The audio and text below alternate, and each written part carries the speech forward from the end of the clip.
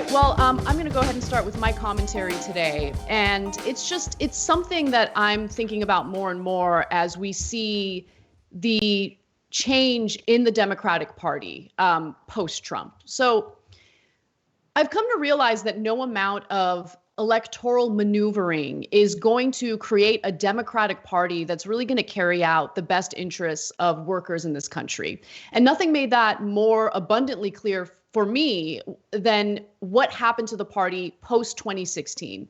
When Trump got elected, conventional wisdom among some Democratic voters was that the Democratic Party would learn some incredibly important lessons, that maybe they would consider the fact that Donald Trump paraded around as someone who's going to look out for the best interests of blue collar workers. Now, of course, he was disingenuous. He doesn't really care about creating a more equitable system for Americans. All he thinks about is really using the office of the presidency to enrich himself and his friends. But do Democrats understand how appealing that message is, the message that he pretended to have, which is to look out for workers, to create an equitable system?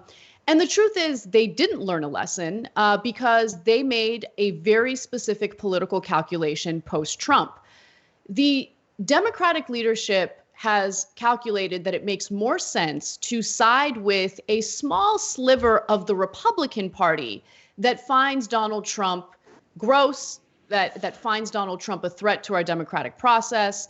These are people like David Frum, Bill Kristol, Meghan McCain. These are people who do not have our best interests in mind, do not care about incredibly important issues like income inequality, or maybe a better approach when it comes to foreign policy. These are just people who don't like Trump. And so they made an appeal to Democratic leadership. And unfortunately, their influence during the primaries is obvious, it's evident. And it was also highlighted in, I can't believe I'm about to say this, a pretty good piece in 538.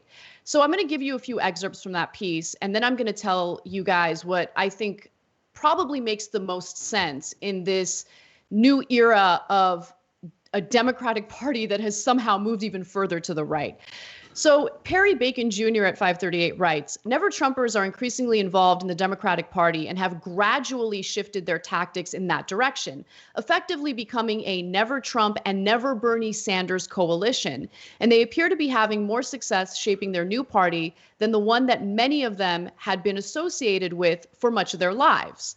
So keep in mind that this is actually a pretty small group of people, especially when you compare the percentage of these never Trump Republicans to a much larger group of progressive Democrats who want progressive policy proposals.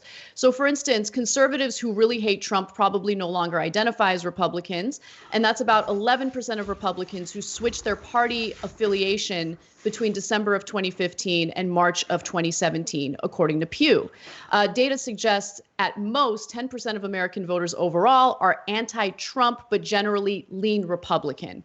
But these people, as we noticed during the Democratic primary, have an outsized influence over our discourse, okay? And certainly in the media. They are overrepresented in the media. All of a sudden, we're getting like strategic advice from the Bill Kristols and David Frums of the world. What? Right? So you see them all over MSNBC. You see them all over, various cable news channels. MSNBC, for instance, has programs fronted by two anti-Trump hosts who closely aligned with the GOP establishment. So that's ex-Representative Joe Scarborough and Nicole Wallace, who was a former communications director for President George W. Bush. And then also among the 53 Washington Post opinion writers highlighted on their paper's website, 7 are people who identified as conservatives and or Republican Party in the past, but regularly attack Trump. So like those people are overrepresented. Obviously, it's incredibly rare to see pro-Bernie commentary or columns in some of these like legacy outlets. I'm always fascinated by the way, the establishment has responded to someone like Liz Bruenig, for instance, who certainly does identify as a supporter of Bernie Sanders. She happens to be a columnist at the New York Times. And I remember when she announced that, I thought to myself, how the hell did this happen? Because people like her are not welcomed. in some of these legacy outlets, and they've been pretty vicious toward her. I mean, look at the commentary and the reaction to her on Twitter, for instance. But there's no problem inviting people who have made insanely poor decisions previously, people like David Frum and Bill Kristol, who dragged us into a war with Iraq. For some reason, their opinion is more valued in legacy media and also among Democratic leadership than the opinion of progressive Democrats. And so it's not wrong to be disillusioned by electoral politics. I think it is wrong to think that maybe moving toward a third party would work. I don't think that that's strategically viable, honestly, if we want to accomplish progressive proposals. But I just want to give you guys just a little taste of the kind of commentary we heard from these Never Trumpers during the primary. Take a look. This is a moment of tremendous danger, and it calls on all of us to make sacrifices of some of our preferences. It wasn't easy for me to vote for Hillary Clinton in 2016 for the common good. I think one of the places I start when thinking about this is to remember, if you ask Americans the question, how are you feeling about your finances? How are you feeling about your health care? You get in 2020 the most positive responses of any year since 1998.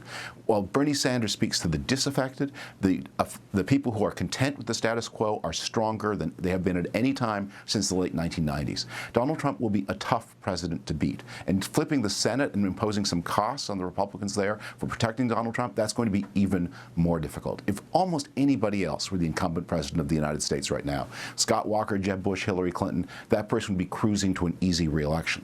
So in the face of the extraordinary difficulty of defeating a dangerous president at a time of prosperity, you have to choose very wisely. And Bernie Sanders, appealing as he is to people who listen to this program, for example, has never fought a hard race. Okay, so I show you that clip. And to be fair to Democracy Now!, they had Bhaskar on there as well to debate David Frum, which is important to do. But at the same time, like, that was the message that we heard over and over again in the media in regard to Bernie Sanders. He's not electable. We know that you like his policy proposals. We know that it polls really well. We know that single payer polls really well. We know that, a more equitable system polls really well. But no, he's not electable. He's not electable. You should be afraid of Trump. He's not electable. And they propped up Joe Biden, who I would argue is much less electable, especially now with the Tara Reade allegations against him. But nonetheless, again, the Democratic Party made their calculation. They aligned themselves with Republicans in order to beat Donald Trump, in their mind, beat Donald Trump. And so they have this candidate now, Joe Biden, who is not only where he is today because of this unlikely coalition working together, like this unlikely coalition forming and propping him up.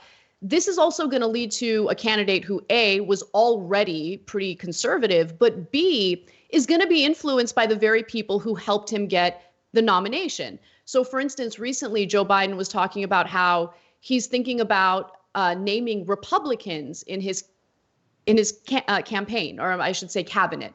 So he's okay with Republicans in his cabinet. That should blow everyone's mind, except when you really look at it, no, it shouldn't, because some Republicans, the Never Trumpers, helped him get to where he is today. This is a long way of saying that the electoral politics has a lot of people feeling down and disillusioned, but this is also a learning experience. It's a teachable moment to really focus on where we do have the power. And it's something that you talk about a lot, Michael. You talk about how really the power is with labor. And if we want to get things accomplished, the way we do it isn't by hoping that we can somehow elect the right people to help us out. Because even if we do elect the right people, there are still structural issues in our system of government that hold them back from accomplishing the progressive policy proposals that we need. There's still a great deal of corruption in our politics. And that money that politicians need in order to run their elections, it's incredibly influential and goes against what we need policy-wise. So I'm looking at some of the strikes that have taken place in this country, historically, and how those worker-led strikes have actually accomplished the things that workers desperately need. I want to give you just a few examples. For instance, there was the Wheeling-Pittsburgh Steel Corporation strike. That was a 10-month strike involving steel workers at 8 plants in 3 states. It ended in August of 1997. The union said that through that strike, they were able to secure boosted pension benefits for the company's steelworkers and provided for their retirements, obviously. It also allowed the Wheeling company to reduce the workforce by 20%. So unfortunately, there were some concessions that the workers had to make, but what they wanted was to protect their pension. They wanted to be able to retire early, and through their strike, they were able to accomplish that. There's the U.S. postal strike of 1970. At that point, you had more than 200,000 employees in 30 cities participating in this U.S. postal strike. And activists halted mail service in major parts of the country, including New York, Detroit, Philadelphia. At that point, President Richard Nixon declared a state of emergency. And despite the military's efforts to quell the strikes, a deal was eventually struck, resulting in higher pay and better labor conditions under the Postal Recognition Act of 1970. Now, this is not to say that all strikes work. As we've seen with the GM workers striking, it's a risky thing to do, and it's likely that they'll lose incredibly important protections or things like their health care, right? But maybe rather than focusing on funding politicians or donating to politicians, and we saw how much money someone like Bernie Sanders was able to raise through small dollar donors. Maybe we create some sort of worker solidarity fund that helps workers pay their bills and support themselves if they choose to organize, mobilize, and strike.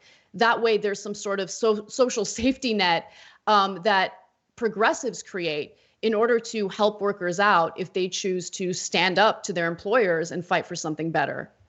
That's just a suggestion, but I'm curious to hear what you think, Mike. No, I think that that's awesome. I think that that is so on point. And actually looking at how we can concretely help like the Amazon strikes that were going on in terms of helping people pay their bills while they do that, or the Teamsters local in Philadelphia that I've talked about. I think that's really important, and I think that that is going to be one of the ways that the rubber meets the road in terms of these things. I also think it's 100% right that basically the both parties do want to represent different facets of basically, on one hand, the oligarchy, let's just say it, like the base of the Republican Party is still a handful of billionaires and ultra rich people. The Democratic Party has its ultra wealthy donors, and they might have some differing attitudes, which are relevant. It's relevant, obviously, as we've said a million times, whether or not you want to protect people, DACA recipients, or you have some basic commitment to civil equities in terms of not against housing discrimination or for voting rights or things like that. Now, Democrats and their donors don't often do a great job on these things, and there's a reason why these things have been sort of put under such enormous pressure, both because of the stacking of the judiciary by the Republicans and the Republicans winning political fights, even as they're actually on those issues, they are demographically in retreat. They shouldn't be sort of gaining new grounds, but they have been, and I think there's a variety of reasons for that. But again, with the same core donor base and class interests, there's going to be alignment around concentration of wealth, around corporate power, around the capital advantage over labor.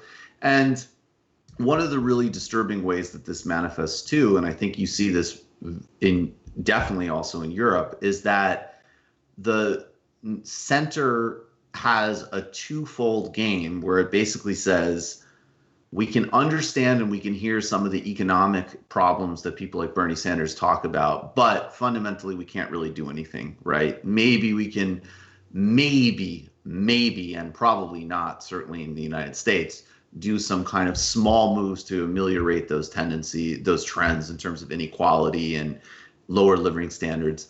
And then they play a double game with the populist right, where they'll say, oh my God, these people are horrible, they're racist, they're xenophobes, they aren't socially progressive.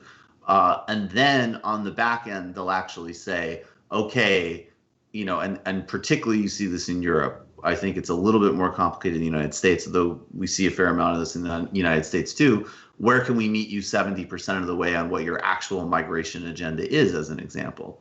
And so you have this incredible move where they're demonizing working class people and suggesting that they're the cause of xenophobia, which they are not, discounting all of their economic concerns across the board. And then on one hand, kind of, hysterically moralizing and correctly calling out the bigotry of the populist right, while actually acquiescing to a fair amount of that agenda. And, that's why at the end of the day at Davos, Donald Trump and Jair Bolsonaro and Modi and all these other characters, there's money to be made. There's deals to be struck. They're going to get a nice reception. Bernie Sanders and Jeremy Corbyn never would be. Yeah, I think you're 100% right. And this is not to say that we should completely resign from any type of strategy or strategical thinking when it comes to electoral politics. My argument is we need to think about short-term gains, but also the long-term game of doing what we can to protect the material interests of working people, but also thinking about what we can do to change the structure and the system under which our electoral politics works, right? So I think that the number one issue is that we do have two different parties that are controlled by people who only have their financial interests in mind.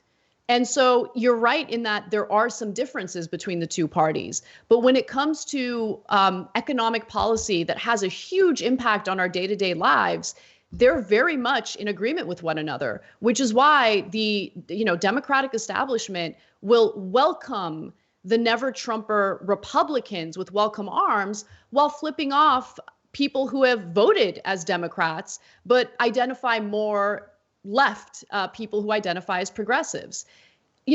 Implementing those policy proposals that progressives are demanding challenges the power that Democratic lawmakers have, and they don't like it. And so, yeah, they've made this calculation, and it certainly worked out for them during the Democratic primary this time around. But remember, these never Trump Republicans did all sorts of maneuvering during the Republican primary back in 2016, and they failed miserably. And so it's hilarious to me that the Democratic Party thinks that being in cahoots with them now and working with them now will somehow help the Democratic Party beat Donald Trump. I think that that's a flaw in their logic, but I guess that remains to be seen.